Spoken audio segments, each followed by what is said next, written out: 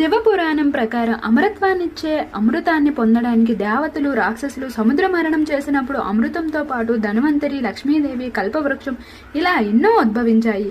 ఆ సమయంలోనే సమస్త విశ్వాన్ని నాశనం చేసే హలాహలం కూడా ఉద్భవించడంతో లోకాన్ని రక్షించడం కోసం శివుడు ఆ గర్లాన్ని మింగి తన గొంతులోనే దాచుకోవడంతో శివుడు కంఠం నీలంగా మారిపోయింది.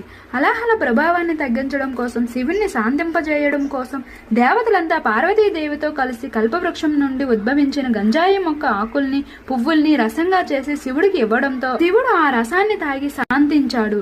ఈ ఒక్క సందర్భంలోనే తప్ప శివుడు వేరే ఏ సందర్భంలోనూ గంజాయిని ముట్టుకోలేదు. అధర్వణ వేదం ప్రకారం ఎన్నో ఔషధ గుణాలున్న విజయ అంటే గంజాయి హిందువులకు ఎంతో పవిత్రమైనది. అందుకే కొన్ని రకాల ప్రత్యేక పూజల్లో దాన్ని ఉపయోగిస్తుంటారు. లోకాన్ని రక్షించడం కోసం మాత్రమే శివుడు దాన్ని సేవించాడు, కానీ మత్తు కోసం మాత్రం కాదు. పరమశివునికి ఓ లైక్ చేయండి. అలాగే మా ఛానల్ని సపోర్ట్ చేస్తూ సబ్స్క్రైబ్ చేయండి.